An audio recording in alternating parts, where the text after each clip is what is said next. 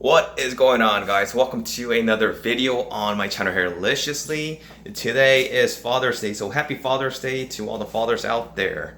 Now, I know that it's been a little overdue, but I've just been so busy and I was supposed to do a video update for you guys a few days ago, but as you guys can tell, I didn't get to shave. My hair is a mess, so I apologize. I've actually been in one of the investment properties that I have here in Baltimore, and the fiance and I have been actually working on just regutting the whole house, and we've actually been working on the hardwood floor in the living room. So if you guys see behind me, we have all of the hardwood right there. We just finished it this morning, and we still have to paint some of the walls and then add in some of the side molding and all that stuff. We're also trying to regut the kitchen area, and then the front door, there's a lot of carpet, and then we just realized that a lot of carpet was causing a lot of the dust, and we just wanted to make the whole house clean and just do some remodeling. So that's what I've been doing, and as you guys can tell from this video, the hair has just been growing, and I've continued to start growing it, and I think I'm going to be growing it out for the next about 3 months until it's long enough, and then I might just go ahead and I don't know, maybe perm it or something, do a light perm. But I like how it's growing in so far. It kind of looks messy and there's more maintenance to do, but I figured that it's time for another hairstyle, because the only hairstyle that I've really been doing was just growing it short, and then just cutting it on the sides, and then just having the same type of hairstyle. But I just want to do something different, and then hopefully I can show you guys what the perm is going to look like later down the road. But yeah, the house is a mess. As you guys can see, there's a bunch of crap all over the place, and there's a lot of stuff to do.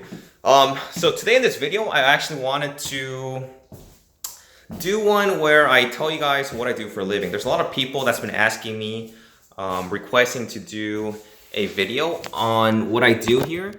Out here in Virginia, and so I wanted to share with you guys what I do for a living, give you guys a little bit of background of where I came from. I know a lot of my subscribers are very interested, as far as like hair transplants and how I can afford them and stuff. So I wanted to address all of that in today's video. So let's get started. So I was actually born in California, born and raised in Southern California. I've been living there for the past 22 years, 23 years before I actually moved to Virginia. So went to school out in California, went to university, got my 4-year degree in mathematics. So I mean, it's not a surprise, right? Being an Asian and then being good at math. And I actually initially wanted to be a math teacher, a high school math teacher. And so during my college years, I actually worked part-time as a math tutor all 4 years. And then I ended up getting my degree in 2010. And then I also took my test for my California state license so that I can start teaching in California. I've been looking into like another master's degree program so I can make myself more marketable for a teacher. But I also kind of wanted to, before I started working right after my college years, I kind of wanted to also venture out and then maybe try something different, live in another country. So I also looked into this program called EPIC. I don't know if you guys have heard of it, but it's a program in South Korea where you get to teach English to the students in South Korea.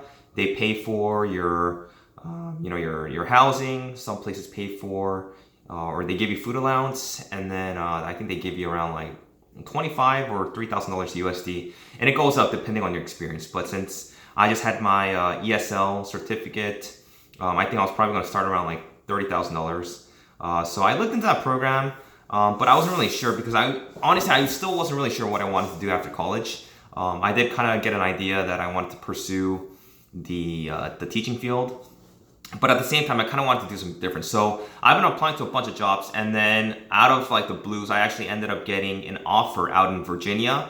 It was a FBI contract where I would just run background checks on people, conducting background investigations. So they paid pretty well at that time. And then This was back in 2013, I believe. And so I ended up, deciding to accept the job here out in Virginia. And this is out in like Winchester. So I don't know if you guys know of Winchester, Virginia, but it's like in the middle of nowhere. And I was probably like the only Asian out there. But I ended up taking the job. So I packed all my stuff, and back then I had a Nissan 350Z Nismo, which was a pretty small car. So I just pretty much packed everything that I could inside that small car, drove about 2,700 miles, and then I started working here as a FBI contractor. Now, a lot of the jobs in the Northern Virginia area / DC and Maryland, there's a lot of the government sectors. So there's going to be a lot of contractors who support different federal agencies, and there's also a lot of federal employees. So I've worked with the FBI contract for about a year, and then I moved on to another contract with Interpol. I don't know if you guys know of Interpol, but we do provide international assistance to different countries all over the world. So I've been working with them for almost 2 years as a contractor, and then I ended up getting my first federal job with them. And so I spent about a year and a half working as an analyst for Interpol for about a year and a half, and then I moved on to my current position where I work with the Department of Homeland Security. I don't want to go too much into detail because it is a law enforcement agency, but we do a lot of analytical work. And before I did a video where I actually showed you guys kind of some of the things that I do carry on me, and one of them was actually a Glock 23, 4th generation. And so a lot of guys were asking, hey, Aaron, are you are you like a federal officer, or are you like CIA or FBI, whatever? I'm not an officer. I'm not a like a law enforcement officer or special agent or anything like that. But I do work for a law enforcement agency. So it's a lot of support work, a lot of analytical researching, things like that. So that's what I do here.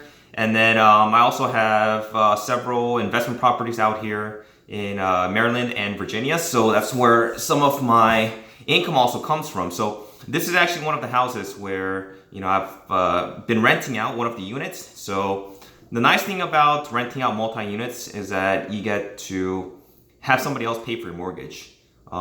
If you're first looking into your first home and there's a lot of like multi-units in that area, that's what I would do. I would buy a multi-unit, like a townhouse or something like that, and then live in one of the units while you rent out the other ones. And a lot of times the other units, the rent that you're getting from the other units should be able to cover the whole mortgage. So after 30 years, you're gonna have a house that's fully paid off by somebody else.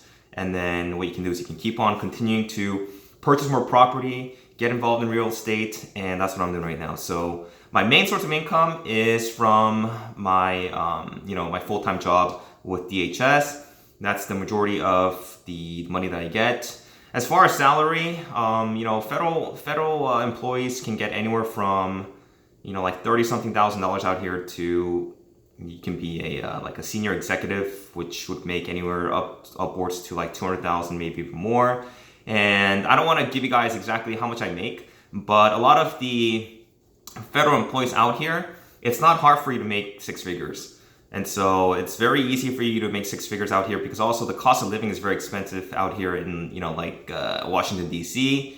And it's almost as comparable as living in like Los Angeles. I know that Los Angeles is pretty expensive. I think the cost of living in LA is a little bit more expensive, but they're around the same, around the same price, or as far as the cost of living. So that's what I do. I also get money or extra income from, supplementary income from the investment properties that I do have. And also I do